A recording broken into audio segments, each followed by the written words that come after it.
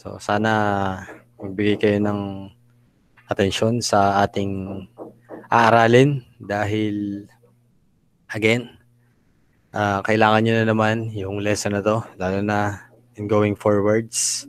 Punta nyo sa mga susunod na level dahil may hirap na mga lesson involving equations. So, today we are going to learn about linear equations and inequalities in one variable. Pero this is just an introduction. Mostly, translation lang tayo ng equations ng English sentences to mathematics. Yun lang po yung gagawin natin sa ngayon. Yung pagka-compute, gagawin pa natin by next time. At, ayan, umiyak na naman siya. Okay. So, tuloy natin. So, ito yung mga lesson objectives natin.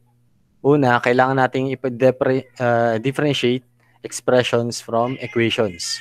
So, ano bang pagkakaiba ng expression, yung pinag-aralan natin, itong mga nakaraan, sa mga equation. So, ito yung algebraic expressions na pinag-aralan natin. Nag-add tayo, nag-subtract, nag-multiply, mag-divide. At ano naman yung pagkakaiba ng equations? Ganun din, kailangan malaman din natin yung pagkakaiba sa equations at inequalities. Ano ba yung pagkakaiba ng equations sa inequalities? Ano ba yan? And ganun din, dapat alam natin kung ano yung true, false, open, equations, and inequalities. So, ano ba yung mga yan? Ganun din, kailangan din nating malaman kailangan din nating magawa na ma-translate yung mathematical sentences o mga sentences gagawin nating equations. So, mahalaga yung process na yan ng pagpa-translate from sentences to equations. So, kung paano gagawin yun, pag-aaralan din natin siya ngayon. Ganun din, ita-translate din natin yung mga word problems. Dahil yan yung pinaka-highlight o pinaka-goal natin kung bakit natin pag-aaralan ang mga bagay na to para masolve natin yung mga problems. Okay po? So, yan po yung mga lesson natin. Sana nakikita nyo. So, ituloy natin. Magsimula tayo sa una. Expression or equation? Sige nga, tingnan natin kung ito lang yung sasagot natin. Kung siya ba ay expression o kung siya ba ay equation. Tingnan natin yung pagkakaiba ng expression at equation. Kukunin natin yung unang objective natin. Let's start with this one. Ano sa palagay nyo? Isa kaya itong expression or isang equation? Who would like to answer? Expression or equation? Anyone? You can raise your hand if you have an answer. Yes, Ralph? Equation po. Okay, tingnan natin kung tama ang sagot ni Ralph.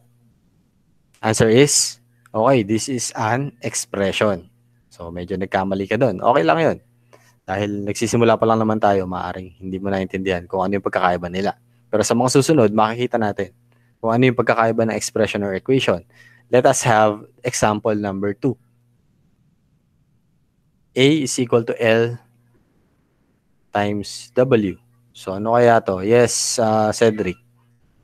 Equation po. Equation. Tingnan natin kung tama ang sagot niya. Equation kaya to? Okay, very good. This is an example of an equation. So, sa dalawang unang example pa lang, maaaring makita nyo na yung pagkakaiba ng expression or equation. Mamaya natin talakayin. Sagutan ba natin to? Another example, 2x plus 5 is equal to 11. Is it an equation or an expression? Yes, Catherine. Expression po. Expression. Tingnan natin kung tama yung sagot ni Catherine na kung expression to. Okay, this is another equation. So medyo nagkamali siya. Bakit kaya? Tingnan niyo mabuti yung mga pagkakaiba nila, no? Ito equation, ito expression. Let us look at another example. What do you think is 13? An expression or an equation? Yes, Justin Kian. Expression. Okay, tingnan natin kung tama si Justin. Ang answer natin ay, okay, very good. This is an expression. Bakit kaya? So, maaaring nagkakaroon na kayo ng idea, mamaya natin sasagutin. No? Another example. A is equal to 7. Ano kaya to? Expression or equation? Sige, Chelsea. Equation po. Okay, tingnan natin kung equation nga ito. Answer natin ay, okay, very good. This is an equation. So, tingnan nyo yung mga given natin and tingnan nyo kung alin dyan yung expression o alin dyan yung equation. Yan, nakita nyo naman yung sagot dito. Bakit kaya siya naging equation?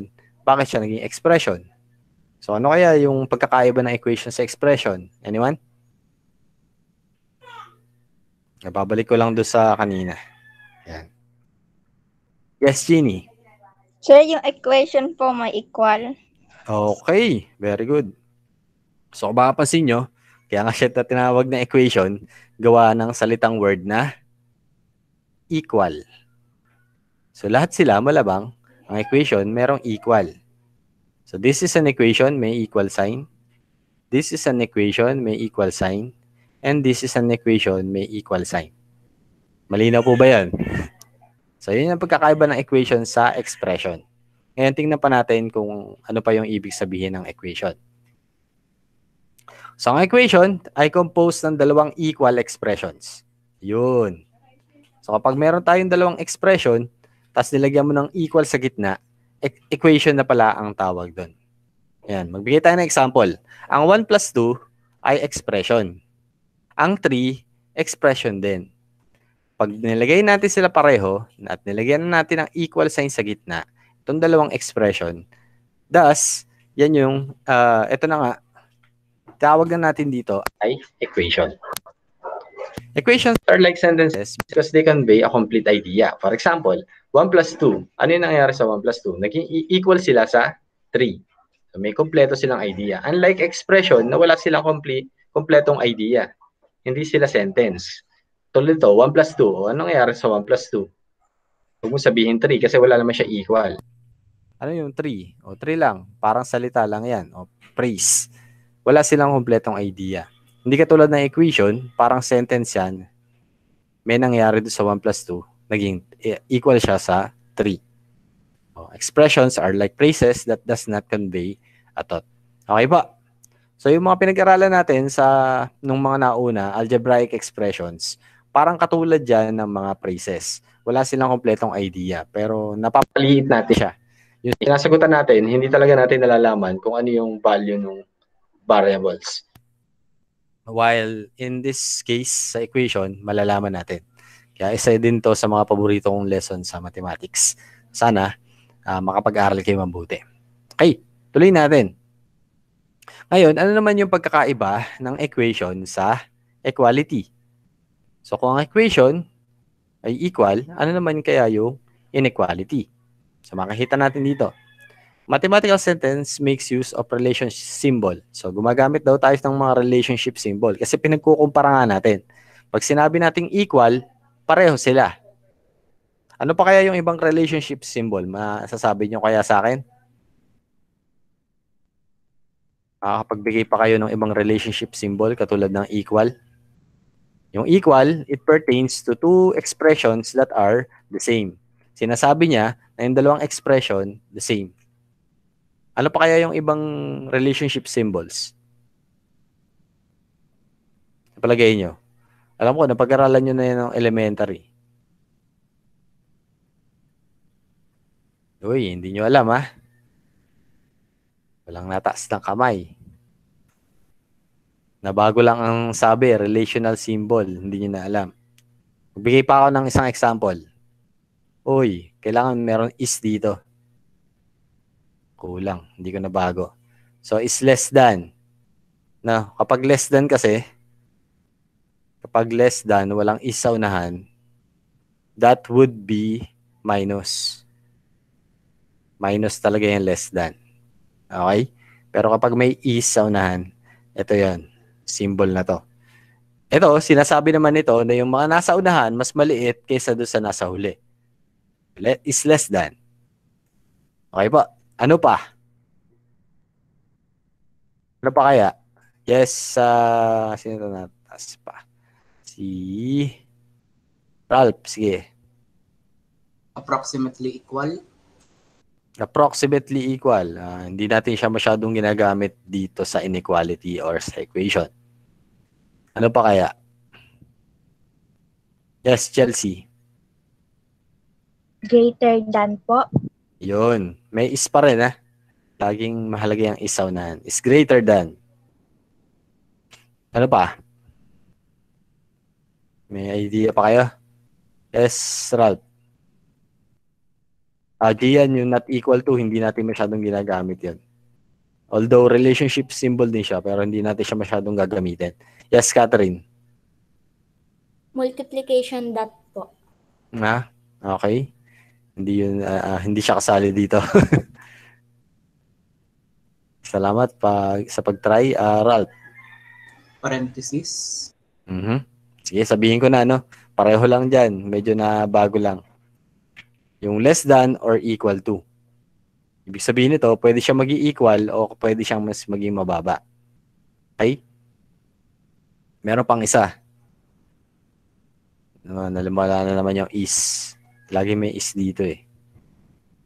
Ano pa? Sige, Ira. Wait lang. Ano nga yung greater? Is? Greater than or equal to po. Yun. So, ganun lang kasimple. Pare-pareho lang siya. Nagka-combine lang, no? So, yung huli, greater than or equal to. May is uli dito. Hindi ko na na-edit. Yan. Is greater than or equal to. So, yan yung 5 na gagamitin natin. Actually,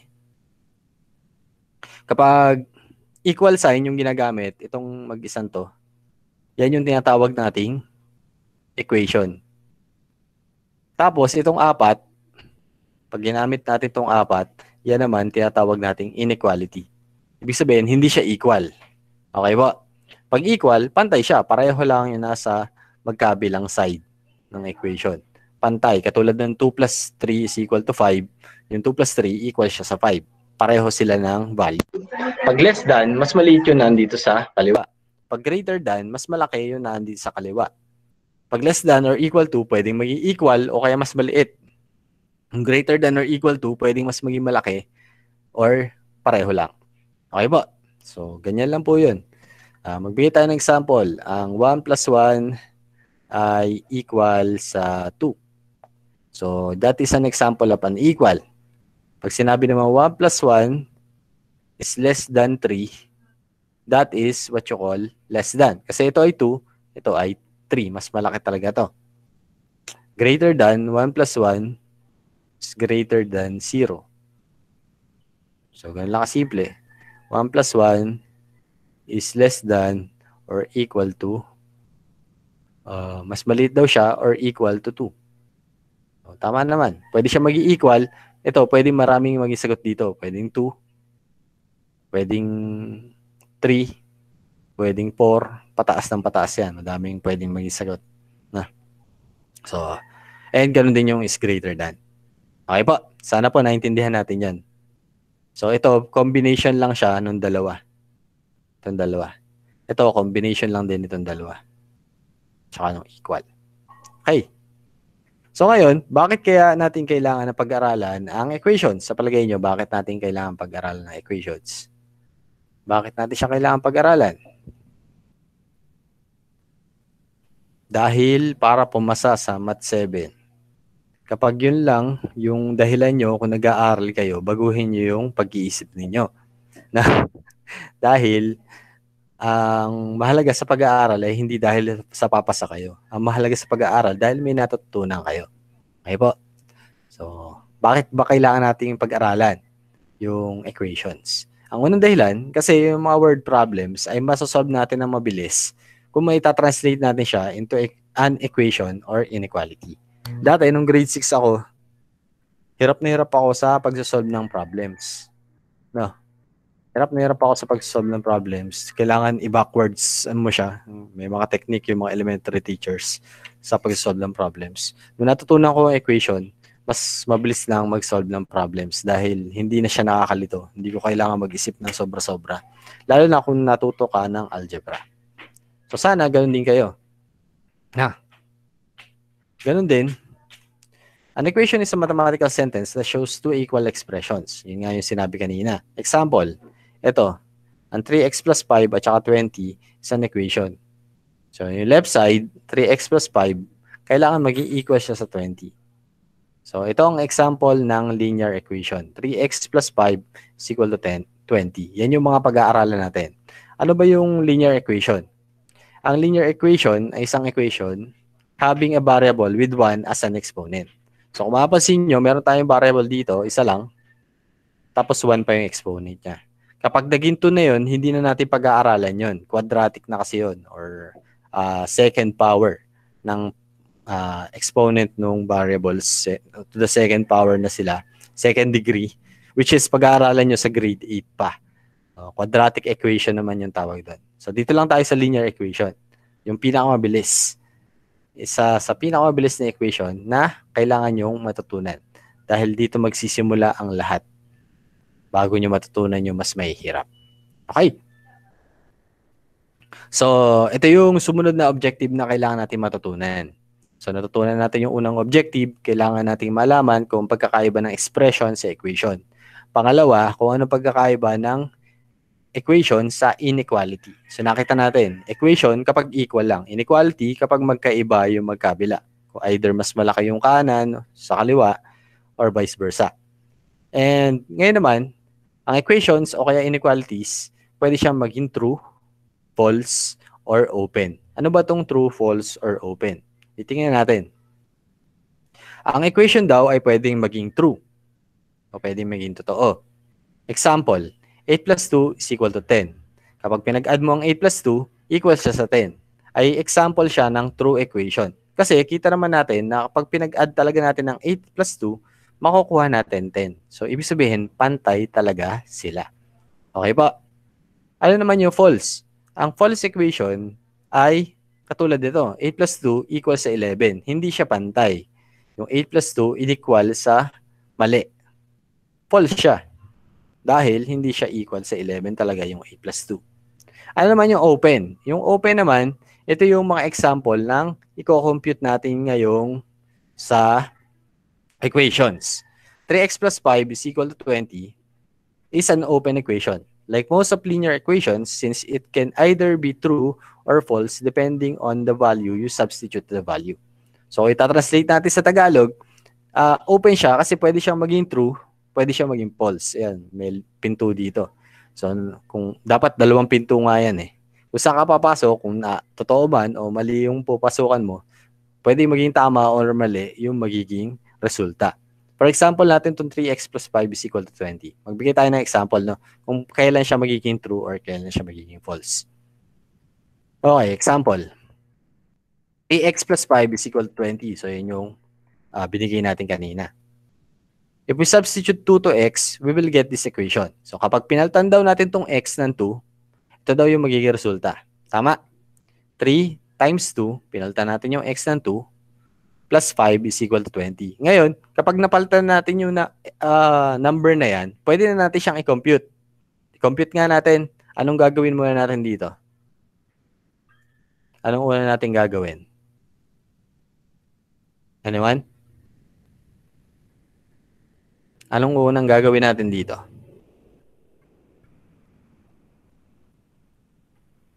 Magpa-plus ba muna tayo o magmumultiply? Sino nakakaalam? Yes, Ralph. Multiply po. So, multiply natin. Ano yung multiply ba dyan? Sige, Chini. 3 times 2 po. So, 3 times 2 will become... Sige, sagot na. 6 po. Okay. So, ito yung magiging itsura niya. 3 times 2 plus 5 is equal to 20. Multiply natin. 6 plus 5 is equal to 20. Adding 6 plus 5, what will be the result? Yes, Chelsea. 11 po. 11. And, equal ba itong dalawa? Equal ba? Yes, Ralph. Hindi po. Hindi. Kaya nga nagre-result siya sa false equation. Okay? Nag-result siya sa false equation. Eh ano kaya yung pwede nating i-substitute o ipalit do sa x para maging tama siya? Sa palagay nyo, ano kaya number? Yung pwede nating ipalit do sa x para maging tama siya. Palagay nyo. Sige, isip nga kayo. Pwede kayo mag-compute dyan. Ano yung pwede nyo ipalit do sa x o dito? Papalit nyo dito sa number 2. Kasi mali yung 2 eh. Nagsagot si Gian. 3 daw. Tingnan nga natin. Kapag 3 ang ginamit natin, oops, mali pala. 3. 3 times 3, 9. 9 plus 5 ay 14. Hindi rin equal. Oh, may nagsasagot pa. Tumaas po tayo ng kamay kung sasagot. Sige, Catherine. 5 po. Okay. So, tingnan natin. Kapag sinubstitute daw natin ng 5, if we use x equal to 5, o pinalitan natin yung 5 ng x, ito daw yung magiging itsura. Yeah, compute natin 3 times 5. What will be the result? Yes, Jeannie? 15 po. 15. And if we add 15 to 5, yes, Cedric? 20 po. 20. At magre-result tayo sa true equation. Makukuha natin yung tamang equation. Magiging balance siya. Kaya tinatawag na open equation ang mga linear equations. Kasi pwede siya maging mali, pwede siya maging tama. So, ang hahanapin natin, syempre, yung tama. And, ang solution natin, tinatawag na solution ay yung 5. Yun, yung 5. Kasi yan yung, dahil sa 5, naging totoo yung ating equation, naging balance siya, naging equal siya. So, ganyan yung gagawin natin pagko-compute. Pero hindi pa natin siya pag-aaralan sa ngayon. Translate ang open equations, pwede maging tama, pwede maging mali. Okay po? So, ganyan yung mga susunod natin kukumputin. Kung paano kumputin yan, bibitinin ko muna kayo dahil sa susunod pa nating lesson yan. Okay po? May question po ba tayo dito? Sa true, open, at saka false equations? Wala po. Wala po. Okay. So, malinaw po ba yan? Wala po. Okay, ulitin ko. Pag true equation, kailangan, anong masasabi natin sa true equation? Kailangan ano? Yes, Jeannie? Equal po, tama po yung sagot. Ayun. So, equal dapat yung kanan at kaliwa. Sa equation kasi, may dalawa tayong expressions, di ba? Yung dalawang expressions na yun, dapat tama sila sa isa't isa or equal sila. Pareho sila. Okay po? Pero pag false, yes, Cedric? Mali po yung sagot. Okay, so mali. Actually, sa equation, wala tayong sagot na. Baka sabihin nyo, ito yung sagot, hindi ganon. Sinasabi lang ng equation, ito at saka itong dalawa, parang timbangan yan. Nakakita na ba kayo ng balance scale? Yung sa ipaglaban mo. Nakakita na ba kayo ng ganito? Yan, drawing ko Opo. Yan, ganyan yung balance scale. Alam nyo ba kung paano ginagamit yung balance scale? Sino nakakaalam kung paano ginagamit yun? Kasi nung sinaunang panahon, hindi sila gumagamit ng timbangan na ginagamit natin ngayon. Gumagamit sila ng timbangan, ganito yung ginagamit nila. Alam nyo kung bakit tinawag siyang balance scale? Dahil kailangan pareho yung timbang ng ilalagay dito sa kanan at dito sa kaliwa. Kung 1 kilo to, dapat sa kabila, para maging balanse, anong ilalagay natin? Gano'ng kadami? Kung 1 kilo yun nandito. Yes? 1 kilo po. Okay, 1 kilo din. Pareho lang. Para balanse siya. Sa equation, parang ganun din. Kailangan balanse siya. Yung nasa kanan at nasa kaliwa, kailangan pareho yung value nila. Katulad nito, na ginawa natin, para maging balanse siya, sa halip na tuwang ilagay natin, nung tuwang nilagay natin, hindi siya naging balanse. Bakit? Mas malaki yung nasa kanan. Pero nung 5 yung nilagay natin, naging balanse siya kasi naging pareho na silang 20. So, ganyan ang ginagawa natin sa equations. Well, ang sagot talaga natin dyan ay 5. Yung pinalit natin sa variable. Yun yung tinatawag na solution. Pero dito sa equation, ang kailangan natin gawin, balansihin siya. Okay ba? So, yung pag-aaral kung paano magawa yan, kasi yung ginawa pa lang natin ngayon, pag-aatong pa lang yan eh. May tamang paraan para masagutan ang mga bagay na yan. At pag-aaralan natin yan sa susunod. Sige, so dahil malinaw na yun, punta tayo dun sa sumunod na, yun. Solution is a number that makes an open equation true. Ayan. So, sa mga susunod nating lessons, yan ang gagawin natin. Paghahanap ng solution sa isang equation. Pero sa ngayon, iwanan muna natin yan. Punta tayo sa inequalities. So, yan. So, inequalities din, pwedeng maging true, false, or open. True kapag tama yung inequalities. Example, ang 5 ay mas malaki sa 1, is greater than 1. Example na tama. Ito yung mali. 5 plus 5 is less than 9. Ano ba ang 5 plus 5? Equal. 5 plus 5 equal sa 9? 10. 10 yun, di ba? 5 plus 5 is equal to 10. Therefore, mas maliit ba ang 10 sa 9?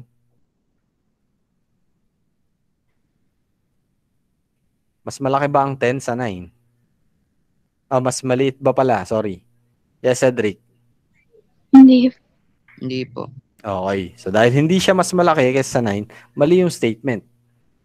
10 is not less than 9. Therefore, it is a false statement. Again, kapag nagkaroon ng variable, open uli siya.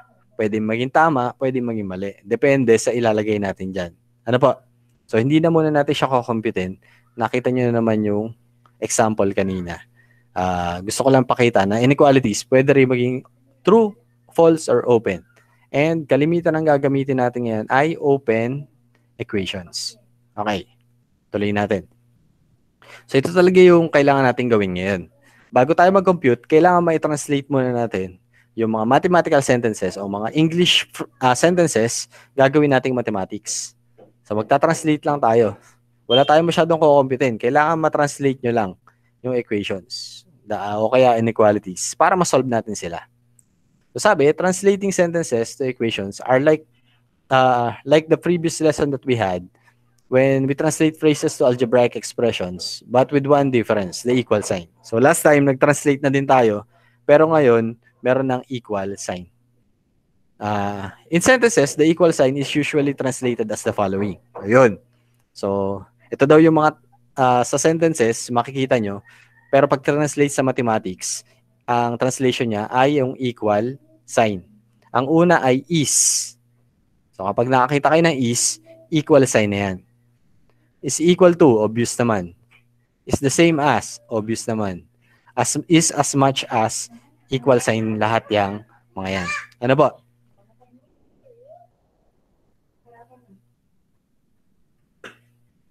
Ang maingay. Kaklase ako. Maingay na kayo ng isang beses talaga naman.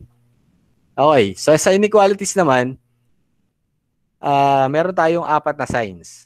So, yun. So, una, yung is less than. So, yan, ay tama na dito. Ayan. Is greater than. Check. So, ayan, kung makapansin nyo, kung saan nakaturo yun, nandun yung mas maliit. Ito naman is less than or equal to, or is also known as is at most.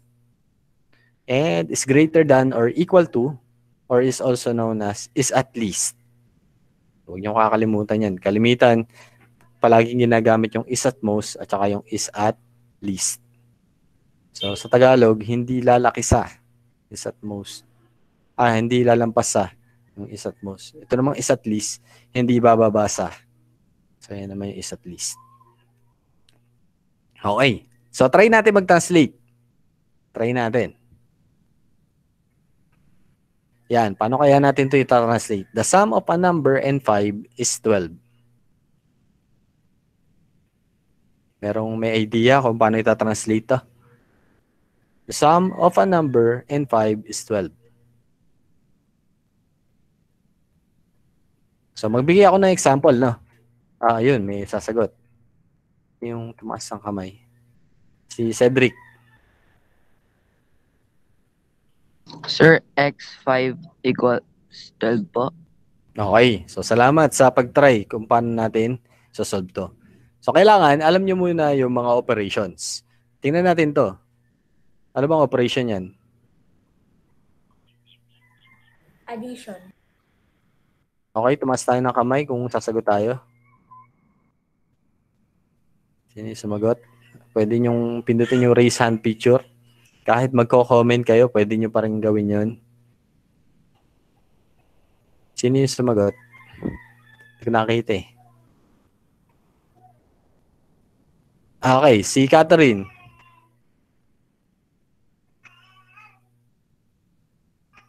Yun, sumagot ni si Cedric. Pwede kayo tumaas ng kamay at sumagot ng sa mic. Mas gusto ko yung nasagot sa mikropono. Parang naririnig ko man lamang ang boses nyo. Bili. O, Catherine, ano yung sum? Banggitin mo na rin. Yun, nakalagay sa chat, addition. So, tama, addition, no? Kapag nakakita kayo ng sum, addition po yun. So, kapag nakakita kayo ng ganyan na, ilagay nyo na agad plus. Pag sinabing sum, may ipag-a-add na agad yan, dalawang number. Okay, so ano yung dalawang number na pinag-add niya? Pag sinabing a number, yan yung variable natin. Kagaya nung isinagot ni Cedric sa chat, kung makikita nyo. Actually, tama yung sagot niya. No? A number and 5 is 12. So, a number and 5, yung end, yan yung addition sign. A number, so pwedeng kahit anong variable lang ilagay nyo dyan. Wala namang problema kapag hindi sinabi kung ano yun. And 5, so isusulat nyo lang. Yun daw ang pinag-add na number and 5 is, kagaya ng sinabi kanina, yung is ay equal and susulat mo lang yung 12. So the answer is correct. Ganyan lang yung pag-translate natin from mathematical sentence to equation. Let's try another one. Twice a number is 54. Twice a number is 54. When we say twice, ano bang ibig sabihin nito? Kailangan naintindihan nyo yan. Yes, Amiela? Double po. Okay, to multiply by 2. Tama. So, times 2. Kapag sinabi nyo twice, times 2. Hindi yan squared. Magkaiba yung squared sa twice. Okay pa? So, twice a number. Ano daw yung tina-twice? Sinabi ba? Twice a number is 54. So, how do we translate this? Paano natin ito translate? Ano man? Yes, Chini. X times 2 equals 54 po. Okay, very good. So, that is one way to say it, or pwede, kalimitan, kapag number at saka variable pinagtatabi natin, inuuna natin yung number. 2 times, kung ano man variable ang ginamit nyo, kung x pa rin, okay lang din yun. Wala nang problema. 2n is equal to 54. Okay po, naintindihan po kung bakit n ang nilagay ko? Wala lang, dahil gusto ko lang. So, pwedeng kahit anong letter yung ilagay natin dyan. Wala namang problema. Okay? May question kung bakit magkatabi lang sila. Tandaan, kapag magkatabi ang number at letter, sila ay pinag-multiply.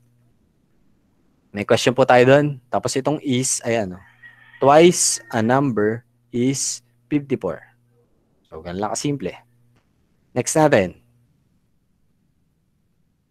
Okay, translate tayo. Would like to translate. Dito naman sinabi, thrice. Ano naman kaya yung ibig sabihin nitong thrice? Yes, Cedric. Tatlo. Okay, multiply naman sa 3. So, ano daw yung multiply natin sa 3? Yung kasunod.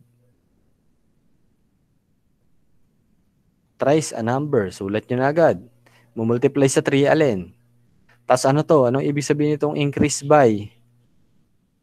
Ano yung ibig sabihin ng increase by, Ralph? Plus po. Okay, plus. Ano daw yung i-increase? Ayun, yung kasunod. Anong ibig sabihin nitong is less than? Ayan na. Is less than. Sabi sa inyo, mahalaga yung is. Yes, Ralph. 3n plus 2 is less than 50. Tingnan natin kung tama ang sagot niya. Okay. So, binago ko na naman yung letter. Okay lang yan. Kung n yung ginamit nyo, tama pa rin yun. Wala naman sinabi kasi kung ano yung letter na gagamitin o variable. So, 3y or 3n plus 2 is less than 50. So, ito yung is less than, ha. Para matandaan nyo, para hindi kayo malito sa is less than at saka greater than, tandaan nyo na yung is less than ay pag ganito. No? Apelyido ko yan is less than. Tapos ganito yung symbol niya. Pangalan ko yan Lark. Lark is less than. Okay na. So, pa-letter L yung is less than. Yung greater than, hindi. Ayan, palatandaan nyo, ha? Para hindi nyo rin ako malilimutan kapag is less than. Yan ang tawag sa akin nung nagpa-practice teacher ako eh. Is sir is less than. Okay, next natin. 1/2 the sum of a number and 4 is less than 28. 1/2. Paano ba yung 1/2? Yes, Ralph. Divided by 2. Okay, pwede. So, divided by 2 alin? Ano daw yung iwa-1/2 natin? Yung kasunod, the sum. So, kapag ganito nangyari, class, kapag sinabing 1/2 of a sum, o kaya twice the sum, o kaya thrice the sum, yung sum yung minumultiply natin. Ang mangyayari dyan, kapag sinabing 1/2 the sum, o kaya the difference, ang minumultiply natin yung sum. Kaya mangyayari, magkakaroon tayo ng parenthesis, minumultiply natin itong 1/2 dun sa sum, dun sa dalawa. Okay pa? So, ano ba yung pinag-a-add?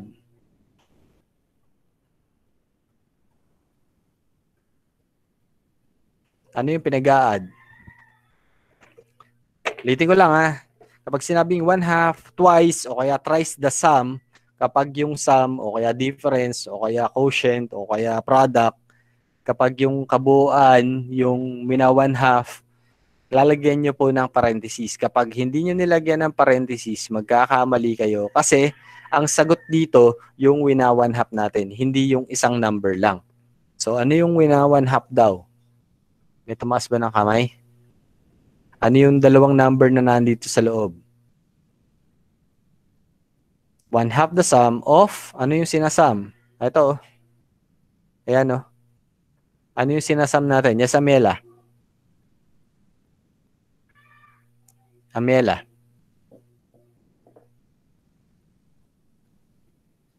Ano daw yung sinasum? Ayan, ito na. Binax ko na. Ano yung sinasum natin? A number and 4. So, paano natin itatranslate yan? 1/2 parenthesis n plus 4 parenthesis less than 28. Yun. Huwag niyong kakalimutan yung is. No? Malaga yun eh. Is less than 28. Tingnan natin kung tama yung sagot niya. Yun. Burahin lang natin itong mga pinagdodrawing ko para mas makita niya. Okay. So yan. Half of the sum of a plus 4 or parenthesis a plus 4 is less than 28.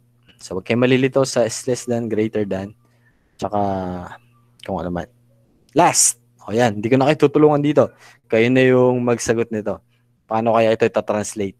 A number increase by 1/3 of the number is 5.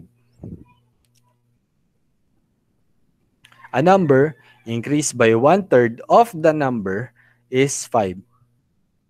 Paano kaya yan? May idea kayo? Again, ang technique lang dyan, isa-isahin nyo lang.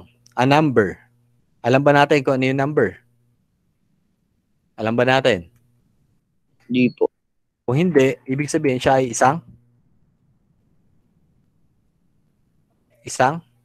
Ano yung ibibigay natin? Isa siyang?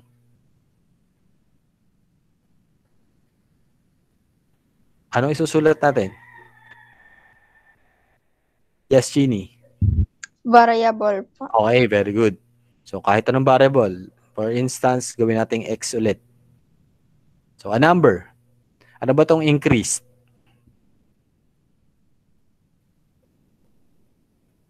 Increase by. Ano yung ibig sabihin nun? Anong operation yan? Kita nyo, iniisa-isa lang natin. Yes, Chelsea. Addition po. Okay, very good. So, lagay natin plus. 1/3. Paano isulat yung 1/3?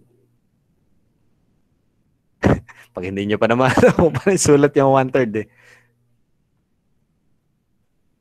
Paano isulat yung 1/3? Anyone? Sige, Chini. Yun. Sakto. 1/3. Makikita sa ano yung sa chat yung ano niya, sagot niya. Paano nga isulat eh? Ano, alang naman sabihin niya. Okay. Of a number 1/3 of. Kapag sinabing of, minumultiply natin. 1/3 of the number. Ano ba yung number na yan? Palagay nyo, ano ba yung the number na yan? 1/3 of the number.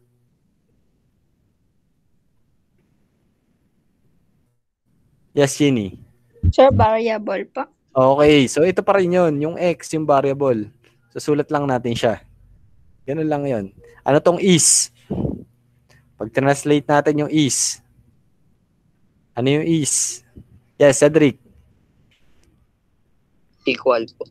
Ayun. Ano na lang kulang? Ano na lang kulang? Yes, Cedric. 5. Ayan. Nakumpleto na natin yung translation. At actually, kapag na-kumpleto nyo na yung translation, at pag maalam na kayo mag-compute ng mga equation, maaari nyo malaman yung sagot. So, ito yung sagot dito. Ayan. So, letter B naman yung ginamit. Actually, kapag merong 1/3, yung B, pwedeng mapalagay na siya doon sa taas. Ayan. Multiply kasi natin doon sa taas yun eh. So, pwedeng maging itsura niyan, B plus B over 3 is equal to 5. O kaya X plus X over 3 is equal to 5. So, ganun lang yan. Napaka-simple lang. So, testingin naman natin to. Yung mga word problems, i-translate natin to equations or inequalities.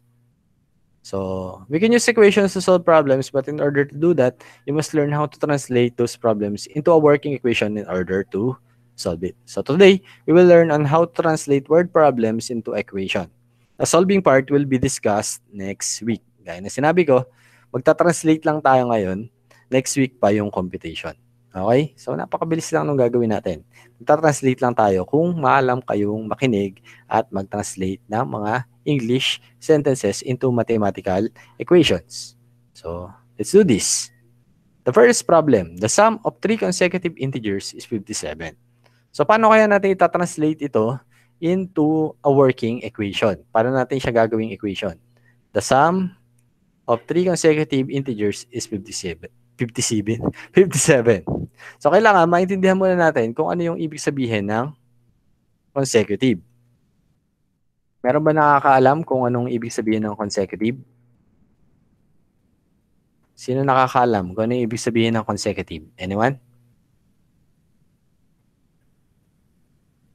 10, 9, 8, 7, 6, 5, 4, 3. Yes, Ralph.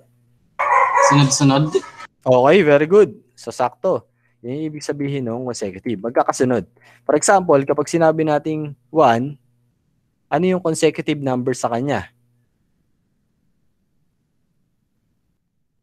Yes, Ginny. 2 po. Okay, syempre, 2. Susunod ay 3, susunod ay 4. Yan yung mga consecutive numbers. Kapag sinabing consecutive add, kung halimbawa 1 yung una, so consecutive, ibig sabihin lang ng consecutive, magkakasunod. Kapag sinabi naman consecutive odd numbers, kung 1 ang una, anong sumunod?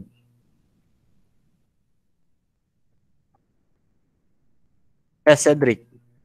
3 po. Okay, very good. Anong susunod?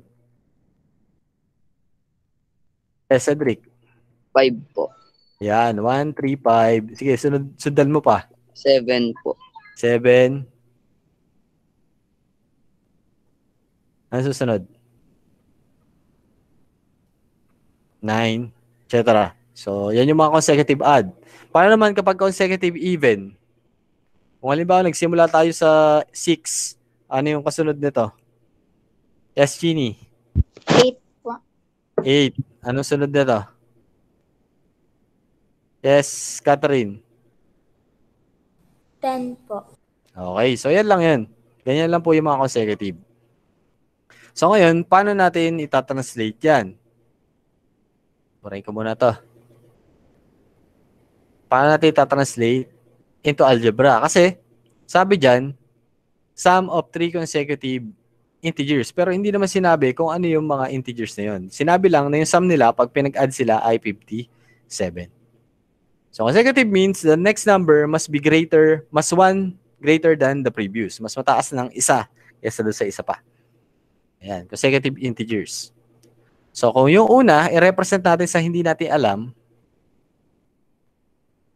Tapos yung pangalawa, dagdagan lang natin ng isa. Kasi tingnan nyo, palitan natin yung x ng 1, 1 plus 1, ano magiging sagot dito? Yes. Cedric. 2 po. 2. Palitan natin to ng 10. Kapag pinalitan natin ng 10, ano yung magiging sunod dito? X plus 1 magiging? Yes, Jeannie. 11. Yan. Nakita nyo, parang gumagawa tayo ng sarili nating formula. Yung mga formula na ginagamit nyo ng elementary sa iba't ibang mga area, kung ano man, mga pinagagamitan na yung formula. Ngayon, tayo naman yung gumagawa sa bawat problem na ma-encounter natin. So, ano sa palagay niyo yung susunod na representation? So, kung yung una ay x, yung pangalawa ay x plus 1, ano kaya yung susunod? X plus 1, ano kaya yung susunod? Yes, Cedric. X plus 2 po. Tingnan nga natin. Okay, very good. Kailangan mas mataas pa daw ng isa sa previous, mas simplified x plus 2. X plus 1 plus 1 or x plus 2. So, yun yung tatlong numbers. Tingnan nyo, palitan nyo. Kapag yung x pinalitan ng 1, yung susunod, 1 plus 1 is equal to 2. Yung pangatlo, 1 plus 2 is equal to 3. Magkakasunod silang mga numbers. Diba? Kahit palitan nyo yan ng iba. Halimbawa, ito ginawa nyo 101. Yung susunod, magiging 102. Yung susunod, magiging 103. So, kahit na-represent niya lahat ng sunod-sunod na numbers. So, paano yung magiging equation? Ito yung tatlong consecutive integers. So, yan yung nakuha natin. Yung una ay x, yung pangalawa ay x plus 1, yung pangatlo ay x plus 2. And then, ipag-a-add lang natin siya. Equal to 57. Kasi sabi, the sum. So, pinag-add yung tatlong consecutive integers, x plus 1 plus x plus 2, magiging equal daw sa 57. On how to solve that, we are going to discuss that next week. So, huwag kayong mawawala. Dahil tatalakayin natin kung paano solve ang mga ganitong equations. Next. So, ayan. Na-translate natin. Okay. So, ito yung problem na binigay ko last time. Mr. Pascal is 20 years older than his son. In 5 years, he will be 5 years more than twice his son will then be. Find their present ages. So, how to, hindi to solve, but rather to translate this into mathematics. Paano natin ita-translate yung problem na to sa mathematics? Kalimitan, lagi ko sinasabi, na pag nagta-translate sa mathematics, ito, inuuna natin tong unang sentence, tapos, itong pangalawang sentence, ginagawa nating equation. Yan lang lagi kong sinasabi. So, pwede tayong gumamit ng table. Yan. Kasi, ano to merong present, yan, age now, which is yung present. Tapos, merong future. Kalimitan sa mga age problems ang tawag dito. So, dahil future yan, pwede nating i-represent muna yung age nila sa present. Paano nating nalaman na present to? Kasi ang ginamit na mga linking verb ay present. Dito naman, ang linking verb ay future. Yan, nakita nyo? Yung is at saka yung will be, yan, yung will be, yan yun naman ang representation ng equal sign sa future. Pag future yung tense ng sentence, equal yung will be. Okay ba? So, mamaya papakita ko sa inyo. So, paano ba ita-translate to? Sabi, Mr. Pascal is 20 years older than his son. Mas matanda daw ng 20 years old si Mr. ng 20 years. So, hindi siya 20 years old, Sinasabi dito na si Mr. Pascal ay 20 years older than his son. So, kung yung anak niya ay X years old, hindi natin alam kung ano yung age niya. Si Mr. Pascal naman ay X plus 20. Kasi mas mataas nga siya ng 20 years old. So, kung 1 year old yung anak niya, 21 siya. Kung 2 years old, 22 si Mr. Pascal. Naintindihan po natin? Ngayon, ano yung age nila sa future? Kapag umidad ka na 5 taon mula ngayon, halimbawa, ako, 18 ako ngayon. Ilan taon na ako 5 years from now? Kung 18 ako ngayon, yes, Cedric? 23 po. Okay, so dinagdagan mo lang ng dinagdagan lang ng, yes, Ginny. 5. Syempre, 5 years from now no? Hindi nga natin alam kung ano yung edad nung sun. X. Ano ang edad niya sa future? Kung i-represent natin, kung X siya ngayon, ano siya sa future? Palagay nyo. May idea kayo?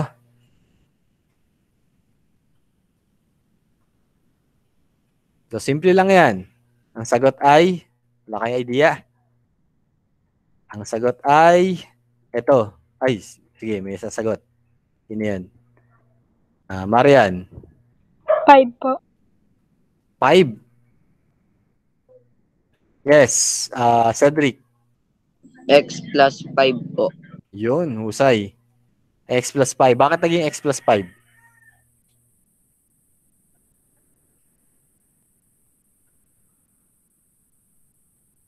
Sige. Ralph.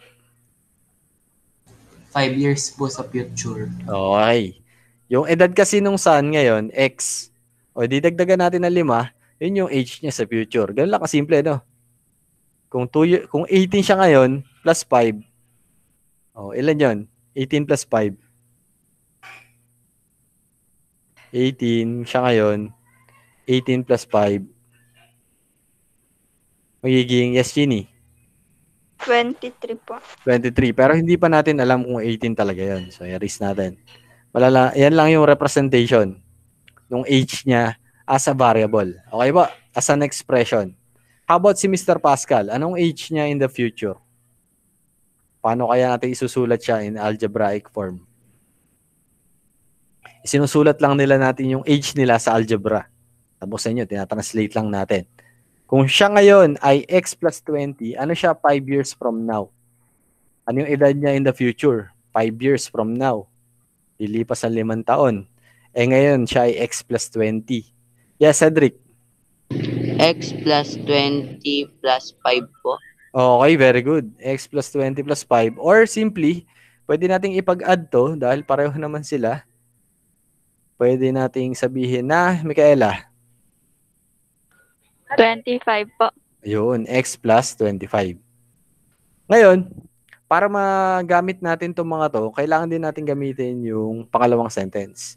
Sabi, in 5 years, he will be 5 years more than twice his son. So, matatranslate natin to into a mathematical or in an equation. So, paano ba yun? Simple lang. Yan lang. He. So, sino ba yung he? Si Mr. Pascal. Gamitin natin to. X plus 25. Yan o, he. Kasi yung pinag-uusapan natin. In 5 years, so sa future, he, so x plus 25, will be, kagaya na sinabi ko kanina, yung will be ay yung equal, 5 years, ito yung 5 years, more than, ay plus, twice, ay times 2, as his son. Yung age ng son niya, x plus 5. Na-translate natin siya into an equation. Or more simply, more accurate translation, x plus 25 is equal to 2 times the sum of x plus 5 plus 5.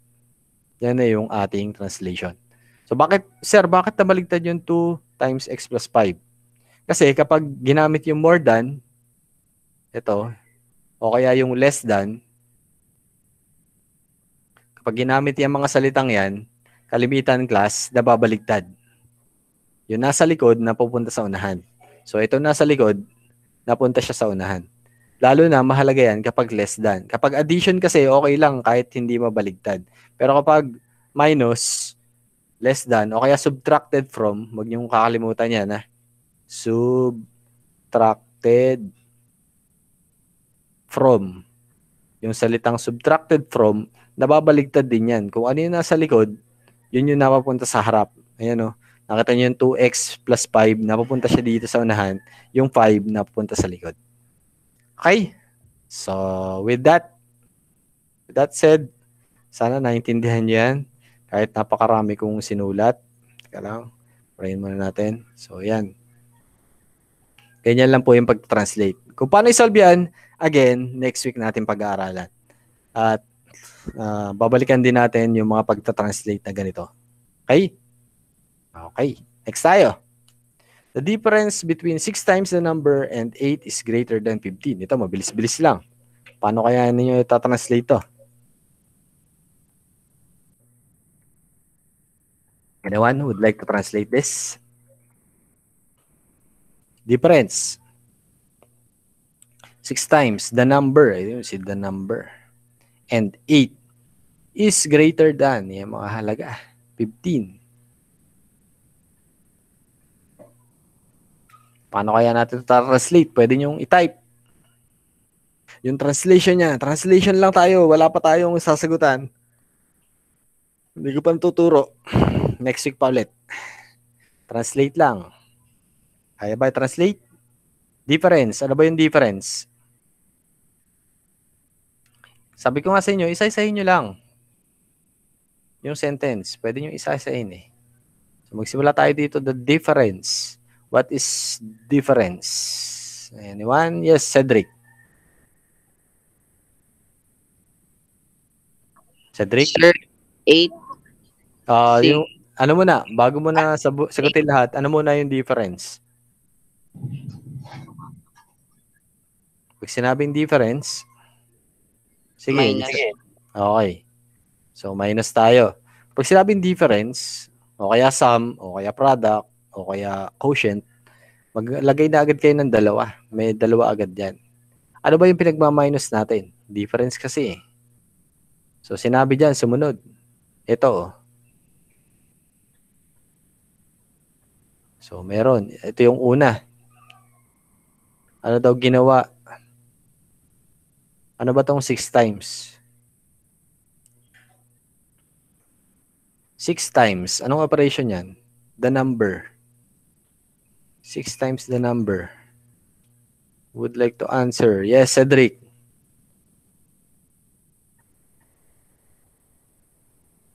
So, may pinagmaminus tayo. Ang isa daw sa ipagmaminus natin ay 6 times the number. So, anong ibig sabihin nun? Yes, Ralph. Sir, pwede kong i-provide yung full answer. Sige. Kung kaya mo na ibigay. 6 times and minus, hindi. 6 times and minus 8 is greater than 15. So, susulat ko yung sinabi mo, ha? Teka lang. 6 times. Ganyan. N. Apo. Tapos, Minus 8 is greater than 15. is greater than 15. Ganyan. Apo. Okay, tingnan natin kung tama yung sagot niya. So, again, let x be a number or ginamit niya n. Wala namang problema doon. 6 times the number ay 6x or 6n. That is correct. The difference between 6 times a number and 8. So, 6 times a number minus 8. So, ito na. Nakukompleto na. Greater than means the problem is an inequality.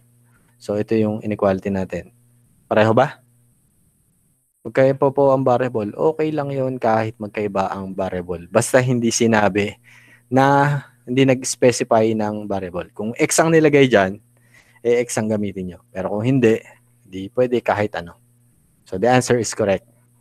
Okay? Nakuha po ba yun? Sino nakatama din ng sagot? Pwede kayo mag-raise ng hand.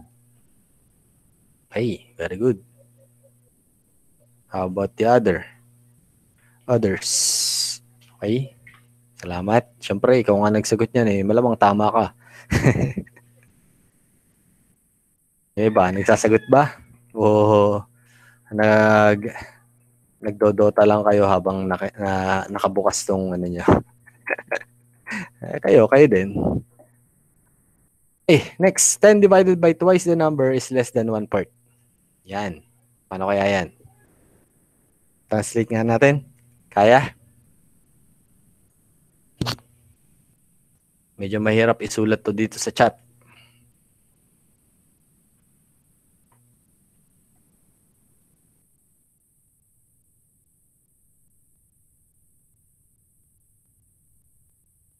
Sige, answer natin. Cedric. Sir, 10 divided by 2x is less than 1/4 po. Ganyan.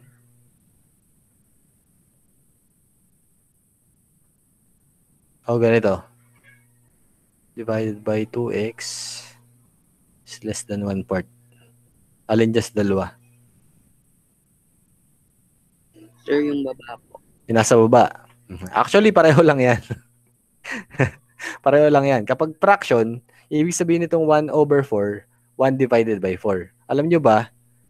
Okay, trivia. Alam nyo ba, nang ibig sabihin nitong symbol na to, kapag meron tayong symbol na divide, ang ibig sabihin ng unang tuldok sa taas ay numerator, ang unang tuldok sa ilalim ay denominator, at ito yung division, yung fraction sign. So, ibig sabihin lang nun, ito talaga ay pareho lang din ito. So, kung alin ba dito yung sagot nyo, tama po kayo. 10/2x less than 1/4. So, kung ito man ang sagot nyo nasa ilalim, tama din po yan. Okay po. Next. First monthly commission plus salary of 15,000 is at most 20,000 pesos. Paano kaya natin gagawin yan? Familiar ba kayo doon sa commission? So, yung commission ay dagdag na pera o nakukuhang pera sa isang trabaho kung sakaling may binebenta kayo. Halimbawa, may porsyento kayo sa isang binenta nyo. Ang tawag doon, commission. Bukod pa yun doon sa buwan-buwan yung sinasahod. So, hindi naman sinabi kung ano yung commission niya, monthly commission. Plus, monthly salary niya daw na 15,000 is at most 20,000. So, paano kaya isusulat yan? Yes, Chini. X plus 15,000 is at most 20,000 po. Okay, ano ba yung is at most? Greater than or equal to or less than or equal to? Alin dito sa dalawa yung is at most? Yung nasa taas o yung nasa baba?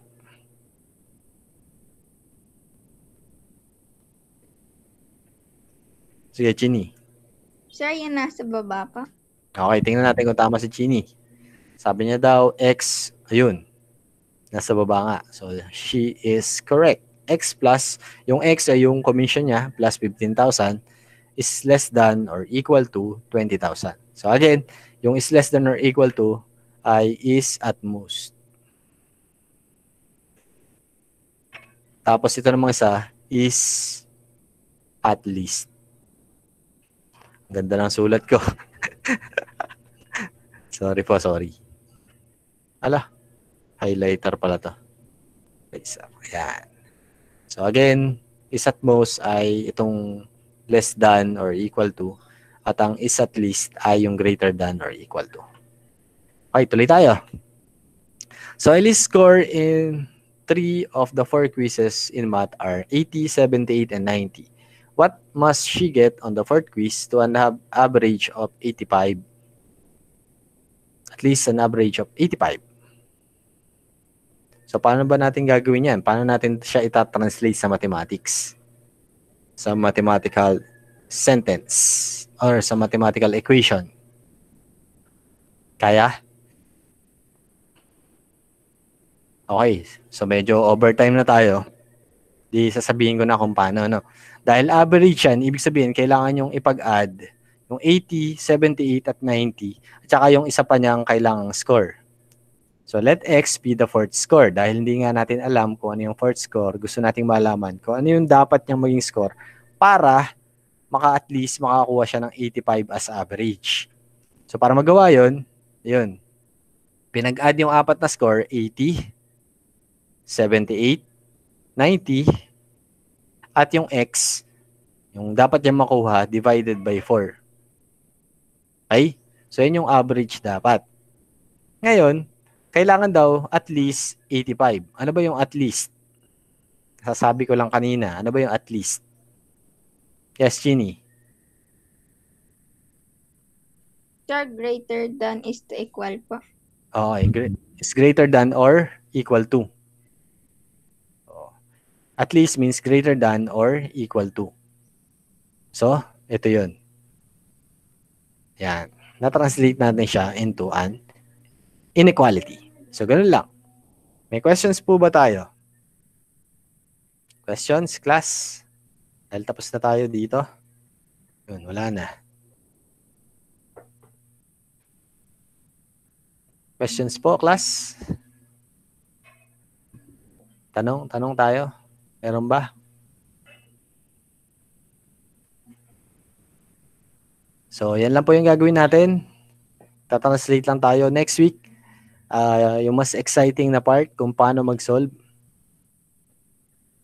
Pwede po ilagay yung slide. Sige. Amela, bibigay ko mamaya. Mas gusto niyo yung slide kasi sa picture. May nilagay kasi akong picture eh. Sige, lalagay ko yung slide sa classroom. May question pa po? None na po, sir.